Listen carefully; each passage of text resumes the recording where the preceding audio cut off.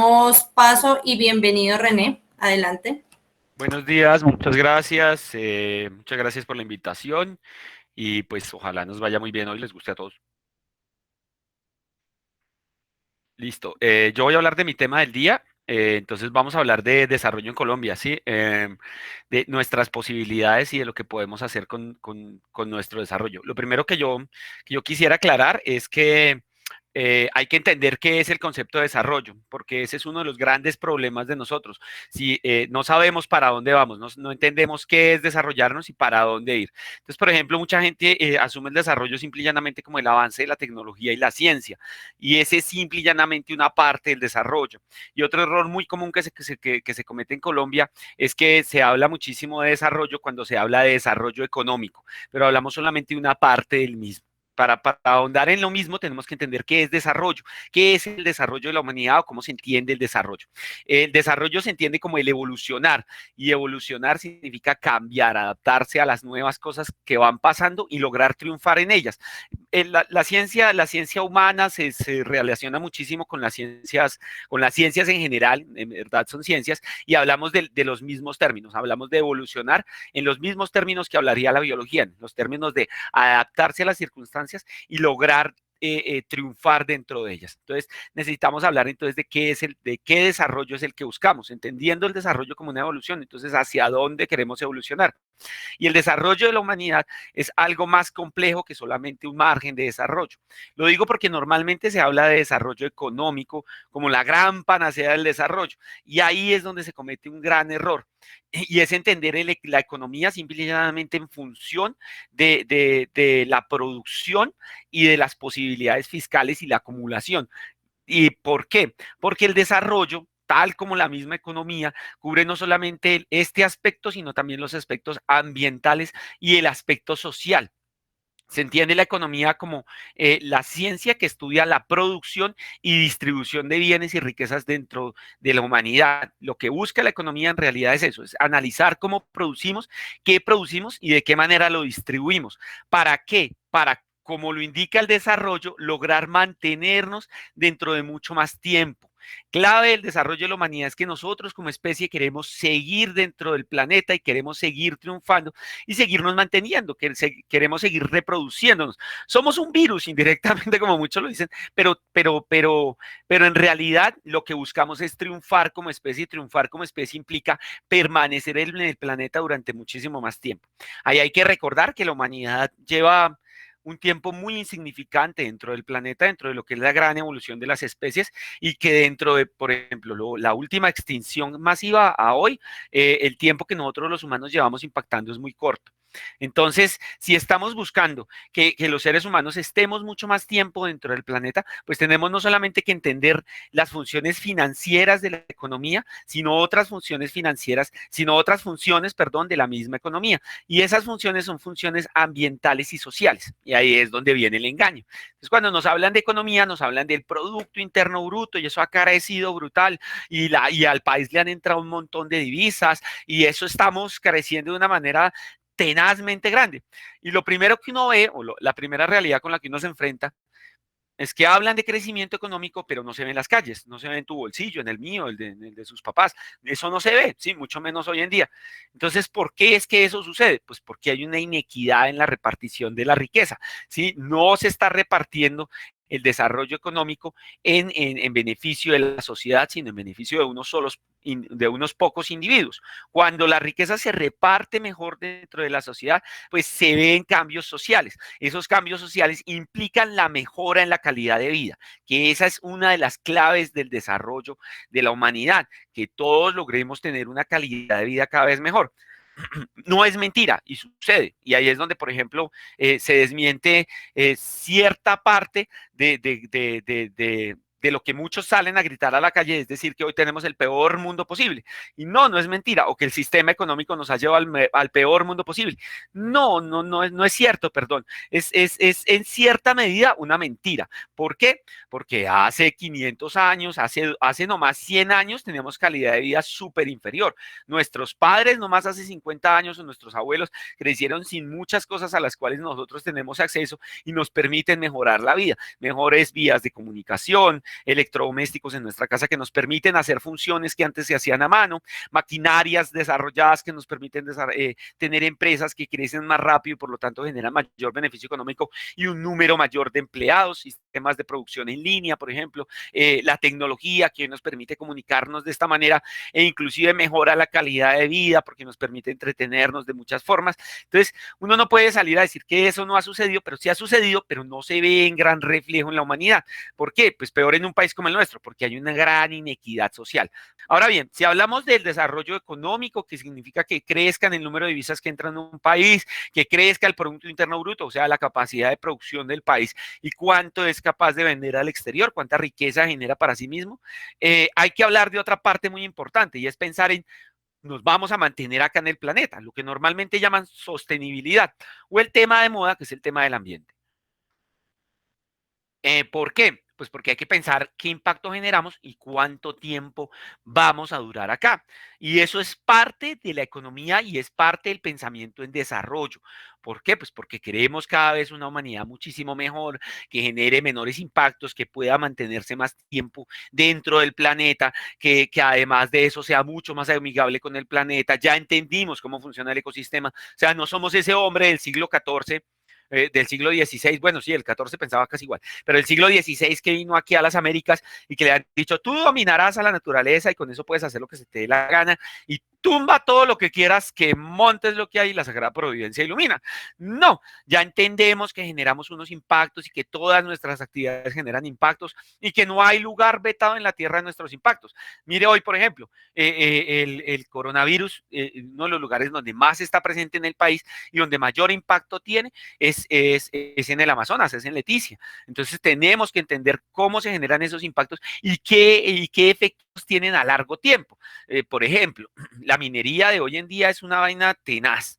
O sea, el impacto que deja, uno dice, ay, fue que sacaron allá unas piedritas y eso y dejaron unos charquitos. Pues esos charquitos que dejan duran muchísimos años. La minería a cielo abierto dura miles de años en recomponerse o finalmente no hay ninguna recomposición. Son charcos podridos de veneno, de azufres, de ácidos, ¿cómo se llama? Con el que uno se mata, de cianuro, sí, el patrocinado por Uribe, de todas estas cosas, sí, que ya no tienen ninguna reparación. Y por ejemplo, en el caso de Santurbán, que es tan preocupante, van a quedar en el páramo alto, desde donde escurren las aguas hacia el resto de la cuenca, por ejemplo, en Bucaramanga. Entonces, hay que entender que desarrollo es juntar todo esto y procurar que todo esto salga de la mejor manera posible. No solamente irse por un lado, porque por ejemplo en Colombia tenemos casos pues aberrantes. La riqueza petrolera, por ejemplo, genera un gran crecimiento económico. Eso, salen unas cifras gigantes y eso exportamos un montón de plata y entraron un montón de divisas y dijimos hasta para vender y tal, y no se ve. La gente en los departamentos donde se genera, se saca el petróleo, no tiene nada, vive en la pobreza. Arauca es un ejemplo de ello, Casanare es otro ejemplo de ello. La gente vive en la medio de la paupernidad, la corrupción ha hecho impactos gigantescos con ese dinero y ambientalmente el impacto es grandísimo e inclusive hoy se desconoce. El Magdalena Medio es otro testigo de ello, ¿no? El impacto de la industria petrolera es fuertísimo y hoy en día la plata no se ve por ningún lado. Entonces, si entendemos el desarrollo, hay que entenderlo como una mejora en la calidad de vida y en la posibilidad de sostenernos a largo tiempo. Eso es lo que debemos buscar, eso es lo que debe buscar el país. ¿Cómo mejoramos? ¿Cómo obtenemos más ingresos? Los repartimos bien en la sociedad y generando el menor impacto ambiental posible. Entonces no entendemos de dónde viene el país, cómo se fundó el país, para dónde va el país. Cuando se habla de un Estado-nación, hablamos de entender qué somos, cómo somos, quiénes somos y juntarnos todos como nación para crear un Estado, ¿sí? Para crear una identidad propia y caminar juntos hacia un horizonte. Y los colombianos de eso pocón, por el desconocimiento de quiénes somos. Entonces, hablando de desarrollo, pues hay que entender cómo empezamos y cómo hemos llegado al momento en el que estamos. Básicamente, nuestro país, pues como todas las colonias americanas, era una colonia agrícola. El movimiento independista inclusive se da porque España mantiene el control de cuánto producimos y a quién le vendemos. No teníamos derecho a entrar en el mercado internacional. Si usted revisa ¿cómo se llama? El manifiesto que colocó Antonia Santos en el Socorro Santander cuando se vinieron los comuneros y el que pusieron en Guaduas, Policarpa Salabarrieta, los dos hablan del control del aguardiente y del control del tabaco por parte de España y que no lo dejan vender hacia otros lados. Indirectamente, por eso es el interés de Inglaterra en venir a meter la mano acá y decirles, ay, sí, yo les compro todo eso, todo bien, yo les financio la guerra y vénganse de España, yo compro todo eso, no hay ningún problema, entremos todos en el mercado, ¿sí? Entonces, la vocación de nuestro país siempre ha sido agrícola y aunque no todas sus tierras son la máxima panacea de la producción, porque eso es decir mentiras, es decir, aquí en Colombia usted bota una pepa de guayaba y ahí le crece un árbol, por ejemplo, hay tierras donde no es tan fácil, donde se necesita muchísima tecnificación, por el llano, es un ejemplo más cercano a ellos, pero sí hay otras muy fértiles, como los hemos visto, como el Valle del Cauca, como el mismo eje cafetero, como aquí en Boyacá. Entonces, uno de los grandes fuertes de este país siempre ha sido la producción agrícola, y dicha producción agrícola no solamente implica la incursión en mercados extranjeros, sino el aseguramiento de la calidad y seguridad alimentaria. Qué pena la redundancia, ¿sí? La seguridad alimentaria, tener calidad de alimentación para la gente a precios módicos. Un ejemplo claro de ello es que los tratados de libre comercio dentro de América Latina han generado un mercado que finalmente ha terminado perjudicando al agricultor, no beneficia finalmente en el precio al consumidor y en este instante, por ejemplo, de pandemia, tenemos una gran duda de saber si nos van a surtir ahorita de mercancía o el resto de países también está viendo lo mismo que nosotros, que es una recesión en su producción agrícola, lo que va a generar un impacto en la canasta familiar fuertísimo. Entonces no nos hemos dado cuenta de eso. Inclusive en las zonas de campo no hay cultivos de pancoger que mejoran la calidad del campesino porque mejoran su alimentación, lo que le permite inclusive desde pensar mejor hasta vivir mejor y le mejoran su bolsillo porque permiten que no gaste. El campesino de hoy en día cultiva fresas, cultiva ciruelas, cultiva frutas, verduras y todo lo manda para el mercado de Bogotá para terminar alimentándose con pastas, harinas y azúcares y muchísimo arroz y papa, generándose problemas de salud además tenaces que tienen un costo en el sistema de salud. ¿Sí? Al final. Entonces, la gran solución de este país, que ya viene de una cultura agrícola, finalmente sí viene siendo el agro, sí es el agro. ¿Por qué? Porque además es un mercado que no se cae, que es más estable y que es absolutamente necesario.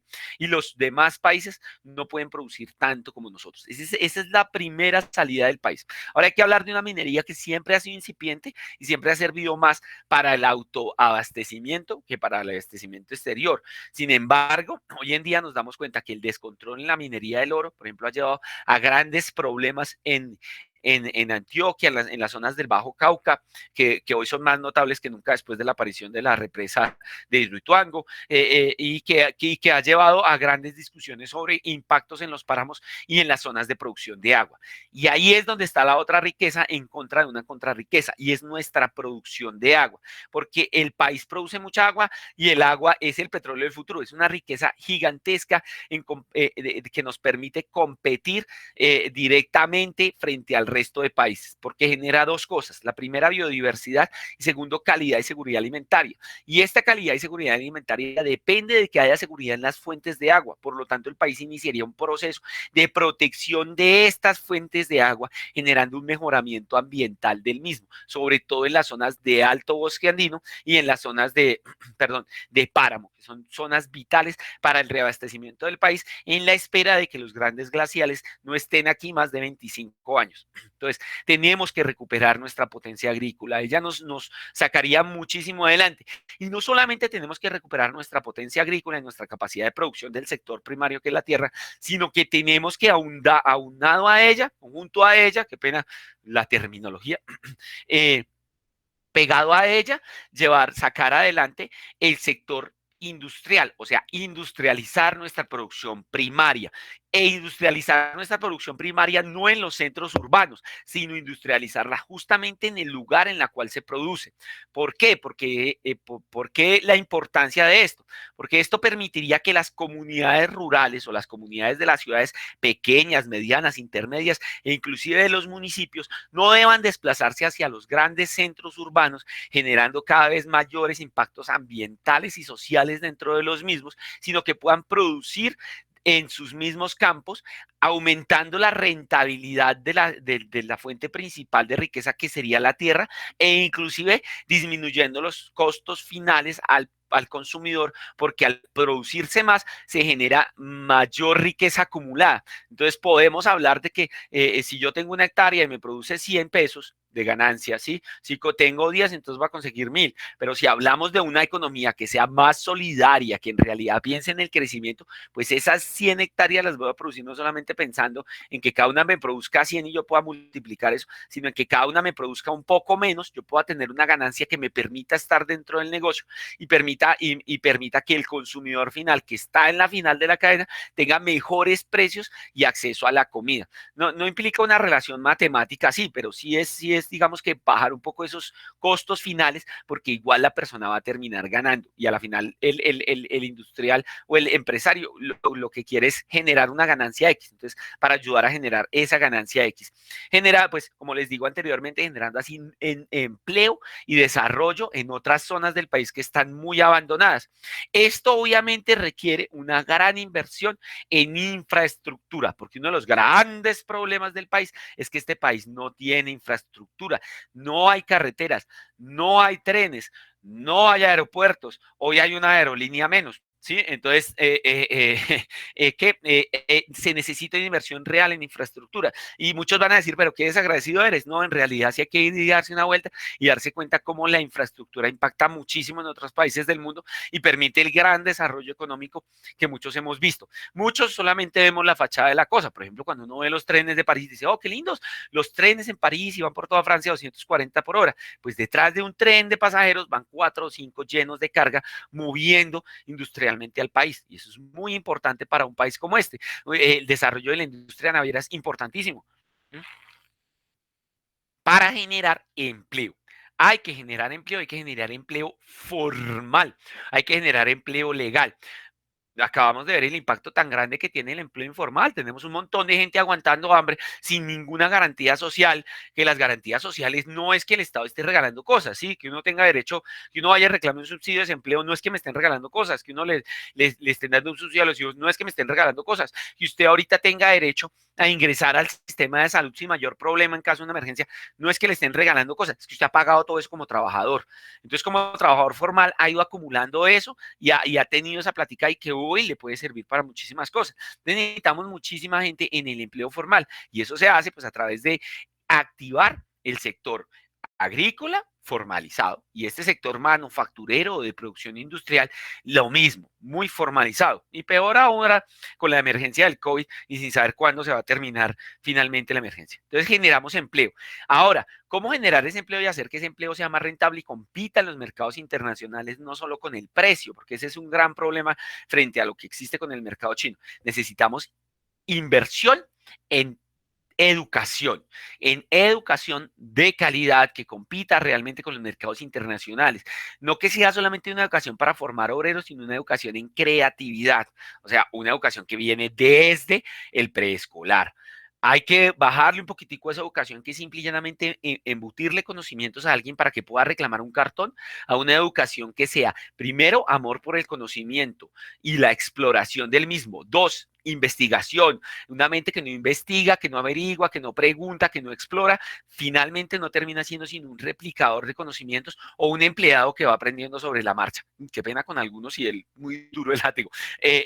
Necesitamos dos. Y tres, una educación que responda a las realidades del país, o sea, cuál es nuestro contexto y a cuál y a qué venimos a este país cada quien y cada uno. Eso es muy, pero muy, muy clave y que nos ayuden a enfocar a cada uno. Mire, hay una cosa muy cierta y es que no todo el mundo puede ser profesional. Entonces, hay países del mundo donde a usted se lo van diciendo desde muy temprana edad, y le van diciendo, oye, gordo, educación gratuita, sí hay. Y hay educación pública gratuita de a la mejor universidad, pero tal vez tú no. Fíjate un técnico, fíjate otra cosa, ¿sí? Dale por otro lado, ¿sí? Para que empecemos a entender para dónde vamos y qué vamos a desarrollar. Porque es que no todo se desarrolla en la alta academia, muchas cosas de la vida práctica y de la vida cotidiana que se necesitan para el desarrollo agroindustrial y el desarrollo tecnológico se desarrollan en otros lados. Y ahí es donde viene la otra inversión, una inversión en tecnología. O sea, tenemos una educación para todos, tenemos una educación segmentada, una educación focalizada, pero necesitamos que la educación de alta calidad sea realmente una educación de alta calidad, ¿sí? Y no que sea una educación de alta calidad ahí por repartir cartones. Eso requiere una inversión grandísima en investigación y en tecnología, en el desarrollo de nuevas tecnologías que vengan de nuestro propio país, o sea, creer en nosotros mismos. Muestra de ello, los respiradores.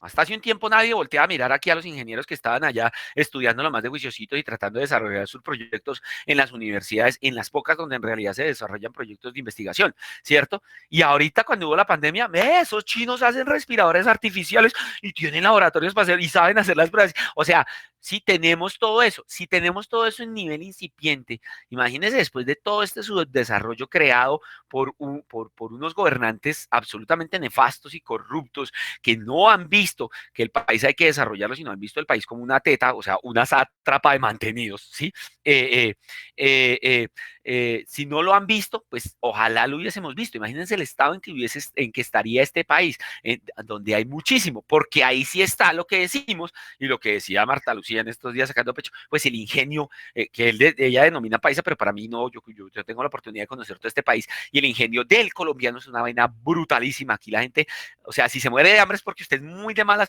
o no lo criaron como era en su casa, ¿sí? Y esta inversión en tecnología y en desarrollo científico va aunada a una protección de la biodiversidad, porque ahí en esa biodiversidad hay una riqueza inmensa, grandísima, que nosotros no vemos porque no tenemos el brazo científico, el músculo científico para lograr extraer de nuestra diversidad la riqueza que ésta posee y que muchos de nosotros o muchos colombianos no vemos, inclusive porque la mantienen escondida, inclusive porque uno se entera por ejemplo, aquí uno se entera, hay coltán, había coltán en este país, sí, claro, se lo están robando, si uno entera cuando lo están robando, cuando lo están destruyendo, cuando no hay otro camino, cuando ya no hay otra vía de salida.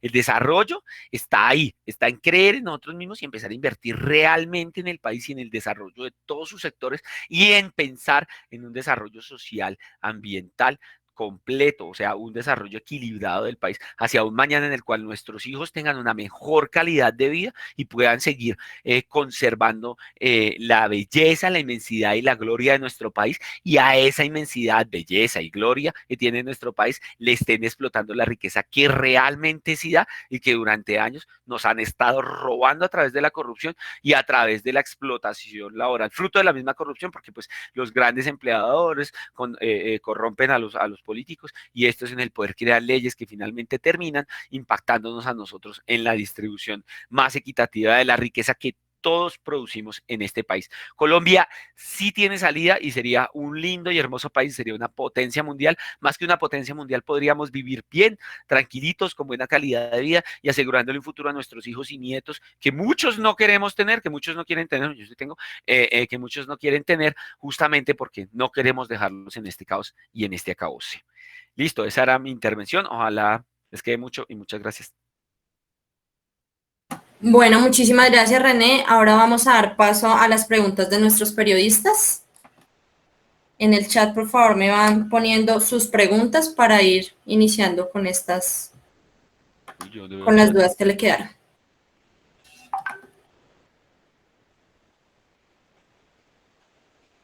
Bueno, voy con Miguel Cañón de Canal 1. Adelante. Hola, muy buenas tardes. Soy Miguel Andrés Cañón Cárdenas y represento al Canal 1.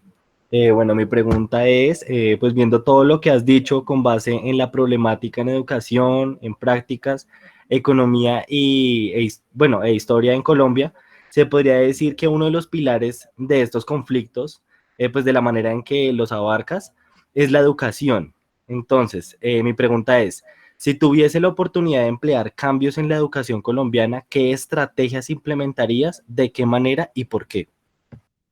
Bueno, yo empezaría por cambiar mucho del sistema educativo colombiano. Lo primero que haría sería cambiar el preescolar y la forma en la que se dicta la escolaridad de primaria. El preescolar es clave cambiarlo porque el preescolar colombiano últimamente tiende a aumentar el nivel de conocimiento que tiene el niño. Hay una gran preocupación por los padres y por los profesores porque los niños no entiendan el mundo, sino que tengan y obtengan conocimientos. Entonces el niño de 4 años ya se sabe el abecedario, ya lee, ya se sabe los números. Hay que incentivar una infancia en la cual lo que sea el amor por querer conocer, el amor por querer saber y la exploración de tu propio cerebro que requiere de habilidades psicomotrices mucho más allá que el simple conocimiento. En la primaria quitaría el sistema evaluativo que hay y el sistema tan cuadriculado que hay, porque la primaria en muchos países del mundo lo que es una exploración del mismo conocimiento inicial, pero en la cual el pelado va entendiendo hacia dónde puede ir. Ya focalizada, ya la secundaria tendría que ser una secundaria focalizada en lo que cada quien quiere, que requiere una inversión muy grande en educación, pero que sucede en muchos países del mundo y que hace que las personas obtengan el conocimiento que en realidad van a utilizar en la vida, porque como lo hemos sabido muchas veces aquí, nosotros sabemos, por ejemplo, creo que estamos entre gente de ciencias sociales, entonces nosotros química ¿para qué? Sí, yo a esta altura del partido lo único que sé es que un amor es el amor de alguien que no habla muy bien, ¿sí? Ay, yo tengo un amor, sí, entonces tenemos conocimiento que no nos sirve para nada. Y ya una vez pasada esta etapa, habría que hacer una inversión muy grande en que el conocimiento tecnológico sea tecnológico de verdad, porque nosotros entendemos la educación técnica y tecnológica como una educación de baja calidad en la cual uno va a unos salones y medio recibe algo. Y justamente sucede lo contrario, y es que lo técnico y tecnológico tiene gran acceso a la tecnología, porque es el uso práctico o la parte más práctica de cualquier carrera o de cualquier conocimiento. Entonces hay que hacer una gran inversión ahí y a la universidad hacerle una gran inversión en cuanto a infraestructura y en cuanto al desarrollo científico de la misma universidad, en cuanto a investigación, en cuanto al desarrollo de la ciencia, no sin antes aclarar que al pelado hay que entrarlo a la universidad haciéndole entender qué es una universidad, porque yo creo que ahí hay un gran error, en el que no solamente cae nuestro sistema educativo, sino muchos, y es que la universidad termina siendo una escuelita, cuando la universidad, como su nombre lo dice, es el debate de las ideas. Entonces estamos graduando gente que obtuvo conocimientos y no graduando gente que debatió ideas y fue capaz de construir. Eso finalmente está llegando más o menos en la maestría o en el doctorado, y eso no en todo el mejor de los casos. Laura Hernández, Canal Capital, por favor. Hola, mi nombre es Laura Hernández y soy del Canal Capital y mi pregunta es, ¿cómo desde la ciudad se puede mejorar la potencia del agrícola? Bueno, lo primero es consumo, o sea, en el contexto actual, sí, porque uno no puede hablar de ideales, ¿no? Yo les puedo decir, oh, no, muchachos, inviertan en el campo, ustedes apenas tengan plata, se vienen al campo, miran a ver cuál es su industria, la que más les favorece. No, no, uno puede hablar de ese tipo de ideales, pero puede hablar de cosas tácitas como es el consumo. Por ejemplo, una de las grandes crisis ahorita en medio del coronavirus es que todo el mundo está encerrado porque no hay quien compre, ¿sí? Y si no hay quien compre, pues no se mueve la economía depende de que se compre muchísimo. Entonces, básicamente que se consuma colombiano, compre colombiano, asegúrese que lo que usted come es colombiano. Hay que crear marca colombiana, eso no existe, pero cuando usted va a una góndola en Europa se da cuenta que todos los vegetales están marcados, todo está marcado, todas las frutas están marcadas. Entonces, ¿por qué? Porque hay marcas. Entonces tenemos que crear una marca para crear consumo y que nosotros desde la ciudad podamos consumir de manera masiva y exijamos. Mire, a la gente le venden lo que pide, ¿sí? Entonces, normalmente uno llega a los supermercados y si hay un papelito donde, ¿qué producto no ha visto? Entonces usted empieza, fruta colombiana, yo quiero zapotes de aquí, yo quiero papas criollas, yo quiero papas habanera de acá, quiero sí. Esa es la primera parte. La segunda parte que uno puede hacer en su vida cotidiana es divulgarlo, ¿sí? Decir, o sea, consumamos de acá. Y lo otro ya finalmente que uno podría hacer es lo que le dije desde el principio, invertir en el campo. Los colombianos somos malísimos para eso, pero uno ve otras culturas en las cuales la gente se asocia con mayor facilidad y hace inversiones en el campo. Y también es un llamado a la gente del campo a que abra empresa, a que genere empresa y empiece a creer en cosas como bueno, empecemos a creer en cómo funciona el capitalismo. Busque usted no solamente crear una empresita, porque es que la gente crea una empresa y se va y le pide plata prestada al banco para vivir dándole plata al banco, cuando en realidad puede salir y abrirse al mercado y ofrecerle esta empresa a otros para conseguir quién se la financie, que no sea el banco, sino socios capitalistas que le metan plata y usted pueda crecer entre todos. Tenemos un gran miedo a asociarnos Todavía no entendemos que civilización o que sociedad implica eso, porque la sociedad colombiana tiene gran distancia con entender qué es sociedad, pero un gran impacto que lograríamos en el campo sería lograr crear empresas para lograr invertirle al campo y sacarlo cada vez más adelante. La periodista Linda Olarte, Señal Colombia, por favor. Hola, buenas tardes. Mi nombre es Linda Olarte, de Señal Colombia. ¿Cuál cree que sería el primer paso que debe tomar el país para el buen desarrollo del mismo, ya que las iniciativas que se han tomado en el país han sido dispersas e ignoradas? Bueno, lo primero que hay que hacer, el término es durísimo, pero es real, es una reforma agraria, es entregarle la tierra a quienes pueden producir y a quienes necesitan producir. ¿Qué quiere decir? Que la mayoría de los cinturones de miseria en este país se crearon a través del desplazamiento, fruto, que además o sea, es la raíz de todo el conflicto armado, fruto del despojo de tierras y el conflicto por las tierras en Colombia. En Colombia no hay titulación de tierras y eso es un problema grandísimo. Pero parte de la solución a esto es crear una reforma agrícola que le entregue las tierras a la gente que las necesita y que además las ponga a producir, porque es que hay muchísima tierra sin producir, muchísima tierra que sirve simple y llanamente de decoración, que está ahí sin hacer nada. Es una vaina cultural, sí, es una cuestión cultural. Usted se dará cuenta que mucha gente le dice a usted, mire, toda esta tierra es mía, hasta donde sale el sol, hasta el ocaso, todo es mío. ¿Y qué produce? Nada, pero es mía, ¿sí? Entonces lo que necesitamos es hacer una reforma agraria que entregue esas tierras realmente a quien las necesita y ponga en uso muchos terrenos baldíos que son del Estado o recupere terrenos baldíos que han sido usurpados. El Estado es dueño de gran parte de la tierra en Colombia, de la mayoría de la tierra en Colombia el dueño es el Estado. Hay que recuperar eso para entregarlo y ponerlo a producir. A esa producción no solamente hay que aunarle una reforma agraria que sea una repartición de tierra, sino una gran inversión en desarrollo tecnológico del campo, ¿sí? Y en asistencia a los mismos campesinos. O sea, llevar allá dinero, porque eso no es solamente entregar la tierra, sino invertir mucho dinero, dinero que el Estado tiene, como nos hemos dado cuenta en estos días, que nos hablan de pandemia y dicen, ay, no tenemos, pero por ahí existen un montón de reservas internacionales y existe un montón de plata que se tiene simple y llanamente para alimentar el mercado financiero. Entonces, esa platica en el campo sería muy buena. Ese es, digamos que el primer motor de cambio de todo lo que se viene detrás. César Reyes, City TV. Buenas tardes, César Reyes de City TV. La pregunta es, aparte de Rusia, ¿qué país debería tomar Colombia de referencia para conseguir su desarrollo? Úsale, bueno, hay muchísimos más. Los modelos europeos que todos hablamos, modelos como el italiano que produce muchísima comida. Mire, hay que tener una cosa bien en claro y quiero que revisen los datos y se van a dar cuenta que las principales potencias del mundo, las 10 primeras economías, gran parte de ellas son potencias agrícolas. Estados Unidos es una potencia agrícola, China es una potencia agrícola, Francia es una potencia agrícola, Italia es una potencia agrícola, Brasil es una potencia agrícola.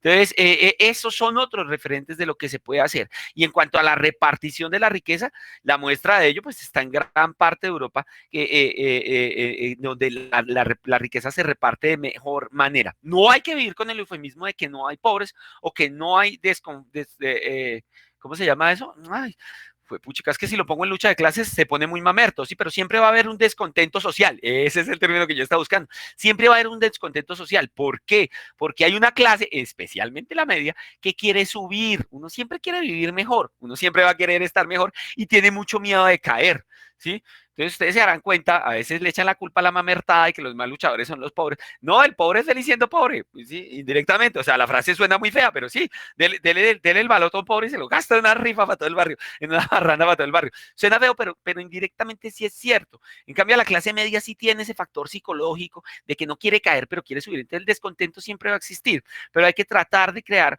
un mejor ambiente. España, por ejemplo, ha logrado crear una muy buena clase media y el ejemplo es incipiente frente a lo que ha logrado Portugal. Portugal tiene la mejor clase media del mundo. Es uno de los mejores ejemplos del mundo en cuanto a cómo se pueden activar sistemas que dentro del libre mercado de hoy generen mejor calidad de vida para las personas. Entendiendo que no nos vamos todos a volver ricos, ¿no? En eso sí tenemos que ser claros y es que todos vamos pues a tener un mejor nivel de vida y que tampoco desaparece todo el sistema en el cual hay algunas personas que acumulan porque se necesita que haya algunos que acumulen para poder invertir. Stephanie Hernández, Caracol Radio. Uy, Caracol. Mi nombre es Stephanie Hernández y represento a Caracol Radio y mi pregunta es, ¿cómo implementar en los colegios más historia del país para saber más de dónde venimos? Pues primero que todo tienen que abrir la materia. Bueno, ya la abrieron hace poco, ¿no? Hay que meterle buenas horas a la materia. Y mira, yo creo que más que qué puede hacer el colegio, sí, voy a sonar a Kennedy, más que qué puede hacer el colegio por ti, tú qué puedes hacer por el colegio. No, no, mentiras. Más allá de qué puede hacerse hoy con solo meter horas, yo creo que es una cosa que a uno le tiene que tiene que cambiar con todo el sistema. Cuando a uno le da amor por el conocimiento, uno busca solo. Entonces, hay mayor acceso a ese conocimiento. A uno le gusta buscar ese conocimiento. Y se necesita, digamos que el hecho de conocer el país sea un valor democrático. Yo me acuerdo que cuando yo era pelado daban una vaina que se llamaba cívica, que era una materia en la cual uno aprendía a ser más patriota. Y ser más patriota implicaba, a ser mejor ciudadano, era la vaina. Y ser mejor ciudadano implicaba conocer mejor el país. Entonces, yo creo que también es que los medios, la mayoría de los que estamos en medios o en estos medios alternativos o en los medios masivos, ojalá algún día fuera como tu medio, querido Caracol, y nos llenaran de muchísima más información, nos dieran mayor acceso a ello de manera más didáctica y que nos acercara mucho más. Una prueba de ello es el profesor superior histórico, y el profesor superior histórico tenía un gran rating para ser el profesor superior histórico, ¿sí? Entonces, es tratar de atraernos hacia eso, es tratar de empezar un interés por esto, y pues sí, aumentar el número de horas y cambiar ese pénsul que habla una y otra vez de la colonia, la conquista, los indígenas, la colonia, la conquista, los indígenas, y tener un pénsul más realista, en el cual hablemos de la historia de Colombia desde los años 50, aunada ya, yo creo que a la gente de décimo o de noveno que empieza a interesarle las sociales deberían aunarle a esto, a los impactos económicos y sociales que han generado los fenómenos históricos, porque a veces, por ejemplo, nosotros hablamos, ay, descubrieron América, y ya, si no entendemos que eso, por ejemplo, hizo cambiar totalmente el mundo en Europa y que por eso existe el Renacimiento y pintaron y hicieron todas esas catedrales bonitas en Roma, y sí, digamos que por ahora se necesita aumentar la cantidad y la calidad de lo que nos dan. Amy Vargas, RCN, por favor. Uy. Hola, buenas tardes. Mi nombre es Amy Vargas y represento al canal RCN. Mi pregunta ¿es bueno que Colombia obtenga ayuda por parte de otros como gobiernos o países para su mismo desarrollo? ¿Sí o no y por qué? Bueno, es buena la ayuda, pero no el préstamo, y es buena la ayuda si no hay tanto interés. Es buena la ayuda porque, claro, cualquier ayuda es bienvenida, sí, la cooperación internacional es uno de los grandes referentes después de la Segunda Guerra Mundial. O sea, cuando se termina la Segunda Guerra Mundial, la humanidad queda tan chocada que saca y dice, oh, miren, tenemos que ser más buena onda entre todos, miren, deberíamos crear una sola humanidad y no andar dándonos bala, no se vayan a botar esos misiles, ¿sí?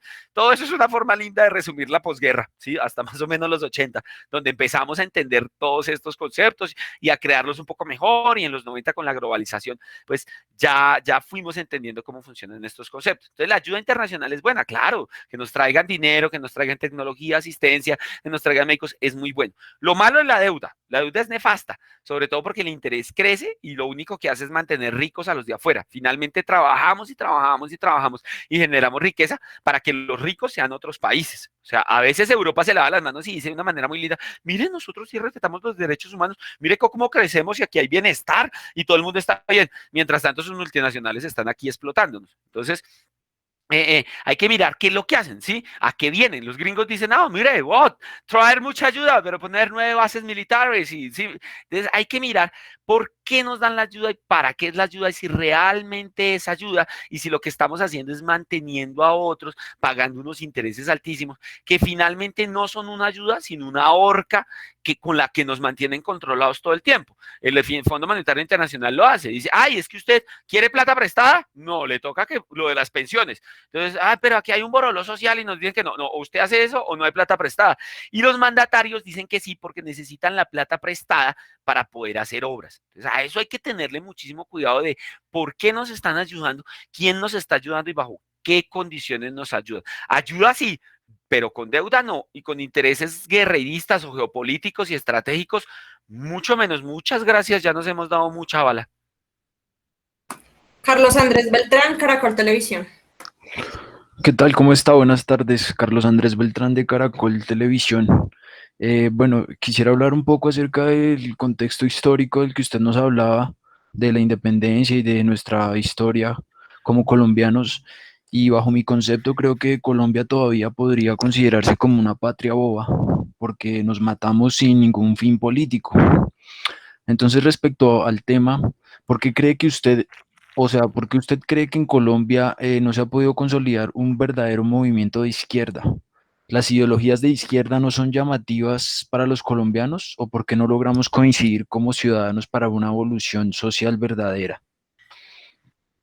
Bueno, hay que aclarar una cosa, y yo hago esa aclaración. Los izquierdistas no son ideólogos, no tienen ideología, básicamente porque los izquierdistas son materialistas dialécticos, que es todo lo contrario al idealismo. ¿Sí? Es una cuestión epistemológica, es una cuestión simple y llanamente de filosofía, pero los izquierdistas como tal, entendido como el marxismo como tal, no tienen ese tipo de ideología. Muchos son lo que son es dogmáticos, que es parecido a los fanáticos, pero esto sucede en cualquier tipo de idea o de noción que la gente siga, ¿sí? Desde la religión hasta cualquier idea social, ¿sí? El problema a veces es no ser pragmático y ser dogmático, justamente, o sea, tragarse la idea completa y no analizarla, masticarla, razonarla y ponerla en contexto. Entonces, eso es lo primero que, digamos, que quiero aclarar, más que como algo que tenga que ver con la pregunta, algo muy chévere para que sepan, para que logren analizar los fenómenos y digamos, entender para dónde voy ahora. A lo que yo voy es que en Colombia la izquierda es incipiente, ¿sí? A la izquierda la estuvieron matando durante años. La creación de la guerrilla no es un caso fortuito de maldad y tal, no, a la gente la estaban matando, a la gente la mataban, ¿sí? Y clara muestra o muestra final de ello es el M-19. El M-19 surge porque o surge o los matan. Y mucha gente terminó yéndose, o las guerrillas terminaron fortaleciéndose porque a la gente la están matando. Entonces, vamos al caso, por ejemplo, de las FARC. Las FARC cuando fueron fundadas en Marquetalia, ¿sí? Y eran unos campesinos. Allá estaban los campesinos en el monte defendiéndose, pero al mismo tiempo eran unos estudiantes en las ciudades tratando de ver qué era lo que estaba pasando, cuál era la dinámica. Entonces empezaron a llevar ideas de la ciudad al monte para que en el monte se organizaran y empezaron a darse cuenta de lo que pasaba en el monte. Y muchos líderes políticos y comunales se fueron a ese monte a ver lo que pasaba en el monte. Entonces terminaron volviéndose guerrilleros porque o se iban para allá o los mataban. No es mentira lo de las caballerizas en los 80 y los 70, no son mentiras las torturas en este país, no es mentira que allá detrás de ese cerro de Monserrate en la carretera Choachí votaron un montón de gente, no es mentira que en el cementerio del sur en Bogotá, en la parte de abajo donde hay un parque infantil, quedaban las fosas comunes donde votaron a muchísimos ciudadanos que fueron torturados. Entonces, esa izquierda siempre ha existido, lo que pasa es que era un movimiento incipiente y era una idea nueva que llegaba y que se incrustaba al liberalismo incipiente anterior, ¿sí? Que termina siendo un liberalismo social. Entonces, lo que ha habido en realidad es una construcción de esa izquierda a partir de los 90, casi que la constitución del 90 la que permite a estos manes que en realidad no son izquierda como tal todos, sino un movimiento alterno al poder de quienes siempre han controlado el poder. Es que aquí vamos a otro fenómeno de patria boba, y es que esta patria fue tan boba que generó el Frente Nacional, ¿sí? Por eso es que es importante entender el país después de la muerte de Gaitán. Entonces, conservadores y liberales, tuyo y tuyo, tuyo y mío, tuyo y mío. Y eso terminó siendo una vaina en donde no había competencia política. Entonces no importaba lo que usted pensara. Enturmémonos el país para robárnoslo, ¿sí? Si no hay necesidad de darle bienestar a la gente, para que la gente escoja a alguien, sino que simple y llanamente en 4 años le toca a usted y en 4 años me toca a mí, pues empecemos a robar, saca y mandaca. Y finalmente el Partido Liberal y el Conservador fueron lo que hoy vemos, son la misma vaina, sí, son las sátrapas de ladrones en un lado. Después se cambiaron de color con la Constitución misma del 90, que es la que permite a la izquierda ir subiendo. Es a partir de esa Constitución que la izquierda va subiendo. Es a partir de empezar a hablar de un contexto de dejación de armas que hace el M-19 y que empieza negociación tras negociación como desde mediados de los 80 con, ¿cómo se llama? Con Belisario Betancur, que empieza a construirse esa izquierda. Ahora, ¿por qué la izquierda no es fuerte hoy en día? ¿Por qué le gana a la derecha? Sencillo, por el miedo y la ignorancia, porque este país está sembrado en una nube de analfabetas y me da una pena grandísimo decirlo, pero es cierto, mis abuelos y muchos de los abuelos de ustedes e inclusive los padres de muchos de nosotros, pues tienen muy poco conocimiento. La tía uribista no entiende qué es valor, no entiende qué es el fenómeno de la dinámica de la bolsa, no entiende nada de esto. Ella solamente sabe que hay una vaina que hay que seguir ahí fielmente y seguidoramente, porque encuentra uno tanta gente en las religiones siguiendo fielmente una idea también de un candidato. Yo no digo que la izquierda no, mentira, yo no digo que una persona sea realmente la solución,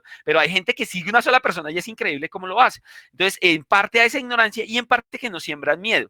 los grandes medios de comunicación e inclusive Internet ha servido para sembrarnos miedo. Las negociaciones de paz, perdón, el plebiscito de paz la vez pasada lo vimos el rayo homosexualizador, hemos visto el castrochavismo durante años, cuando recién entró Uribe y entró lo del terrorismo, todo el tiempo nos hablaban de las FARC, todo lo que sucediera en las FARC, todo eran las FARC, e inclusive se inventan un país donde uno no puede salir a la vuelta de la esquina porque lo van a secuestrar y lo van a matar, y mis queridos amigos, eso fue falso.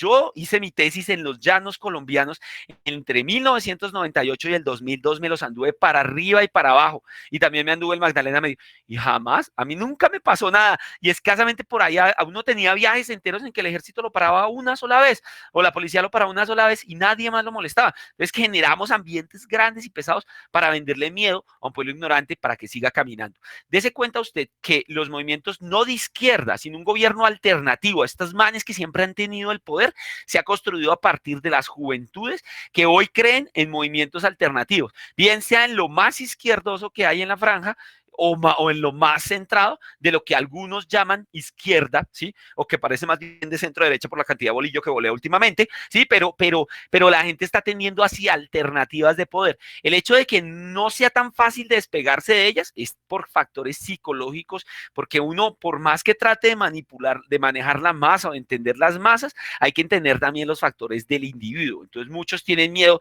de irse más allá de la franja porque muchos inclusive no entienden cómo suceden estas dinámicas sociales de desarrollo social. Entonces, cuando uno dice, es que vamos a ir a exigir derechos, todo el mundo dice, miércoles, nos van a meter en el castrochavismo. Lo más izquierdoso del mundo es que vayan y pidan educación de calidad.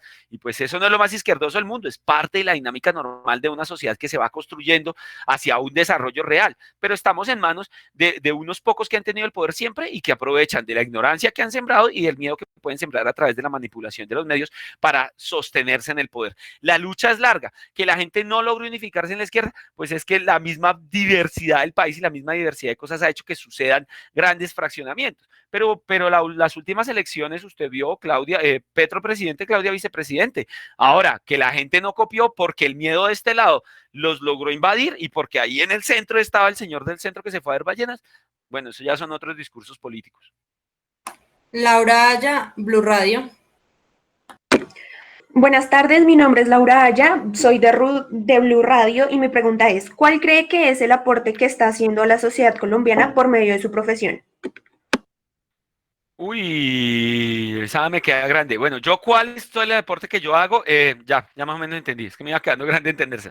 Bueno, mire, yo reclamé un cartón en la Universidad Nacional de Colombia que dice que yo estudié hartísima sociología y logré presentar una tesis.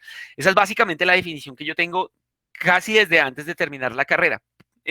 Yo soy autodidacta, como algunos de ustedes habrán visto, digamos que el bachillerato lo hice solo, sin necesidad de ir a un colegio, y entonces he entendido lo gratificante que es adquirir el conocimiento porque lo quieres adquirir. Entonces, estando en la universidad, soy muy honesto, quise decirle no más a la carrera, porque a mí lo que me gusta es tomar el pelo y hacer comedia, y eso era lo que estaba haciendo y de eso estaba viviendo, digamos que se gana, ¿sí? No es que yo gane re bien porque no soy Ricardo Quevedo, pero gano. Una vez terminé la carrera, tuve la oportunidad de estudiar algo más, porque, bueno, me lo regalaban, y pues a caballo regalado no se le mira colmillo. Lo hice, estudié inclusive unos semestres de economía, pero seguí mamando gallo, eso es lo que me gustaba hacer, porque en ese mamar gallo lograba decir cosas que no se logran decir en los discursos. Mire, yo tuve un gran problema en la Universidad Nacional de Colombia, es que peleaba muchos con mis amigos mamertos izquierdosos, e imagínense, yo estudiando sociología, pues peleaba con el 80% del salón, porque el discurso es muy, muy mamerto, es muy denso, es muy pesado. Si yo me pongo mamerto, es más mamerto un man que sale allá y a veces hasta encapuchado, que todavía es más mamón, más ladrillo, y compañero, camarada, la lucha por la transformación de las estructuras sociales y la dinámica, y a uno a lo bien, después de toda la clase y todos los libros que veía, uno le decía, ay, mano, métase un fo, ¿sí? Y si era mamón para uno como sociólogo, como estudiante de la universidad, pues imagínese lo ladrillo que es para la gente del común y corriente. Entonces, digamos que en la comedia que hacía, o en la mamadera de gallo que hacía, en lo que hice cuando hacía cuentería y tal, decía cositas muy simples, sobre todo sobre decisiones individuales que puedes tomar para poder transformar la sociedad, porque muchas veces nosotros decimos la sociedad solamente se transforma si tumbamos a los que están allá arriba, y y eso es totalmente falso. Usted puede tumbar a todos los que quiera allá arriba, pero si no hay una transformación mental, individual, del ser como tal, para formar otra sociedad es imposible. Inclusive los de allá arriba se tumban cuando los de aquí logramos una transformación mental, logramos cambiar la forma de ser.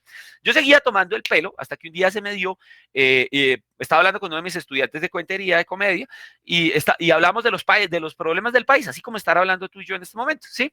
Y él me dijo, ¿tú por qué no haces eso en redes? O sea, yo ya llevaba cacharreando por ahí en Twitter diciendo cosas y en Facebook diciendo cositas, pero lo que presentaba era más que todo lo que hacía en mis shows o lo que hago en un show, por ejemplo, en un bar. Y digamos que se dio la casualidad, bueno, yo ya había hecho, digamos que cuando hay movilización acá en Boyacá, ya había habido un paro agrario como en el 2013, y yo había estado muy pendiente ahí de la gente y de digamos, no lo hagamos de manera violenta, hagamos otra cosa, digamos que, bueno, me echó flores, yo fui el que les dije, dejen de andarse dando con la policía, armemos un cacerolazo, métanlo a redes, suban videos y verán que eso tiene un impacto nacional brutal, y tuvo cero impacto, inclusive los del Partido del Tomate dijeron que fueron ellos, gracias a Daniel Quintero y todos sus amiguitos, pero bueno, son dinámicas sociales, a la larga uno no lo hace por el reconocimiento, sino porque las dinámicas sociales fluyan, ¿sí? La sociedad es un laboratorio bastante bacano, pero en esas charlas él me dijo, súbelo a las redes, y ahí fue cuando empecé a subir videos de lo que opino y de lo que veo, coincidió con un paro de camioneros y empezó a suceder esta chispa de que la gente empezó a pedir más. Entonces, digamos que hay una cosa y es que uno, por más que a veces renuncia a las cosas en la vida, pues tiene el conocimiento, y el conocimiento yo se lo debo a la gente del común y corriente porque me lo pagaron allá en la Universidad Nacional. A mí la carrera uno en la Nacho se la paga es la gente que paga impuestos. Entonces, digamos que encontré ese canal para hablar con la gente y para interactuar con la gente y para darle a la gente algo que quiere saber. Y yo se lo digo a la gente, no se trague mi cuento, este es mi cuento y es mi visión a partir del conocimiento que he adquirido y el que he adquirido no solo en la universidad, sino el que he adquirido después, porque uno jamás debe parar de leer y jamás de estudiar y sobre todo de contextualizarse, entender cuál es la dinámica real del momento en el lugar en el que estás. Entonces, finalmente, mi aporte a la sociedad termina siendo, en este contexto de los videos, en esto que estoy haciendo hoy en día, en, digamos, presentar un punto de vista basado en el conocimiento de una manera clara y efectiva, muy digerida para que la gente del común lo entienda y basado en ello tome mejores decisiones, no solamente económicas, sino democráticas. O sea, aprenda a votar, aprenda a exigir, aprenda a ser representada y aprenda que hay que aprender, que hay que saber, que hay que tener muchísimo conocimiento para lograr sacar adelante al país, a la sociedad, y pues por el mismo ende a tu comunidad y a tu familia. Es que los que nos beneficia a todos termina beneficiando al núcleo vital. Ahí voy por ese camino, cada vez trato de hacerlo, digamos que con más humor para que la gente, bueno, a veces con más humor, a veces con más crueldad. Últimamente el contexto está más cruel porque trabajo con otro que es un poco más cruel, pero tratando de que la gente vea de otra manera las cosas y trate de tomar mejores decisiones y trate de repensar y replantear este país y además entienda que sí, que hay esperanza, para algún lado tenemos que coger que sea mejor. Bueno, vamos con las últimas preguntas. Daniela Martín del Tiempo y por favor se alista el periodista Miguel Ángel Cañón. Mil gracias. Del extra. Buenas tardes, soy Daniela Martínez, vengo de El Tiempo y mi pregunta es, ¿qué relación tiene el garantizar los derechos humanos con el desarrollo del país? Es súper importante porque garantizar el desarrollo del país es garantizarle a la gente sus derechos humanos. En realidad es eso, es garantizarle a la gente su derecho a la vida, su derecho a la salud, su derecho al trabajo, su derecho a la educación, su derecho al buen nombre, su derecho a la calidad de vida. Es garantizarle su derecho a la libre movilidad, o sea, que se pueda mover, porque una persona que no gana bien vive esclava de a la casa al trabajo, de la casa al trabajo, de la casa al trabajo, de la casa al trabajo todo el tiempo. El desarrollo implica garantizar los derechos de la humanidad. Ahora, garantizar también los derechos del ambiente, que ese sí es una vaina muy, muy nueva, digamos que eso es una terminología muy moderna, perdón, sí, porque es una nueva concepción que tenemos y es la naturaleza tiene unos derechos, los animales tienen unos derechos y esos derechos impactan en nuestros derechos como tal, en el derecho a respirar un aire puro, en el derecho a vivir bien, en el derecho a tener salud.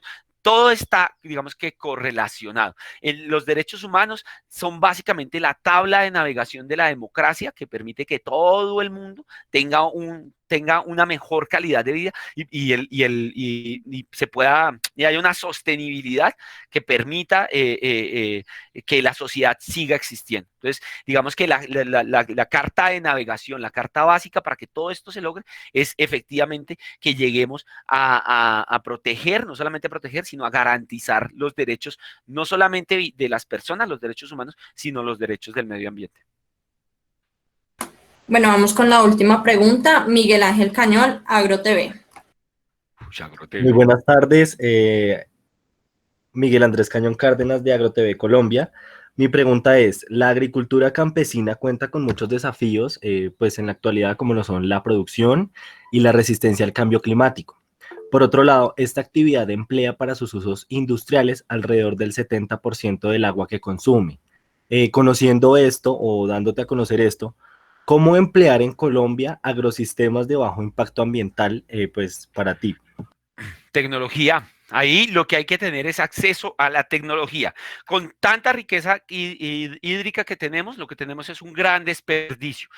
Uno ve sistemas de riego aquí muy subdesarrollados para lo que puede dar el país. Inclusive uno de los grandes problemas es acceso a riego, porque no existe la suficiente tecnificación del campo para que los agricultores tengan acceso a lo mismo. Entonces, por ejemplo, mientras en Brasil el riego por goteo es súper popular, de súper demanda, aquí es súper común ver cómo el agua la botan al aire a través de estos chorros gigantescos que generan grandes pérdidas y que nos sirven en muchos cultivos, inclusive que impactan a las mismas matas dañándolas, pero que no hay otra vía más u otra forma más de hacerlo. O campesinos que tienen que recurrir a las técnicas de surco, de lanzar el agua surco abajo, porque no tienen acceso a estas mismas técnicas. Aquí lo que hay que meterle es tecnología y, como le digo, investigación y desarrollo científico y desarrollo tecnológico para adaptarnos a las realidades y al contexto del país. Frente a un impacto como esto, lo que hay que mirar es cómo frenar ese impacto. Uno de los grandes impactos, por ejemplo, es el monocultivo. Y el monocultivo no sirve, ¿sí? En el caso de Colombia, sino que sirve que haya minifundios o pequeños fundos para que haya muchísima más gente que pueda vivir en el campo y así mejorar la calidad de vida de estas personas y disminuir el impacto en las ciudades. Pero lo del agua requiere de inversión y de ciencia, de mucho desarrollo científico para adaptarnos a nuestro contexto. Adaptarse al contexto implica grandes sacrificios y grandes esfuerzos. Le voy a dar un ejemplo de ellos. Israel, en los días de Golda Meir, una gran presidenta, una gran mujer, esta mujer llevaba aviones, no barcos, no solo barcos, sino aviones Hércules llenos de tierra negra, de tierra fértil, para sembrar el desierto de Israel. Y todos sabemos hoy que pues, Hebrón y bueno, Israel como tal es una de las grandes potencias agrícolas del mundo. Y lo hacen en un desierto, desalando agua, pero con muchísima inversión. Por eso también tienen de las mejores facultades de ciencias agrícolas y de los mejores desarrollos en cuanto a semillas y en cuanto a formas de cultivo y en cuanto a todo lo que hablamos de tecnificación, que no implica solamente máquinas. Bueno, René, muchísimas gracias por aceptar nuestra invitación y a todos nuestros periodistas espero una próxima rueda de prensa con usted. Muchísimas gracias. Listo, muchas gracias a ustedes y ojalá la información les haya servido. ¿Listo? Gracias. Chao.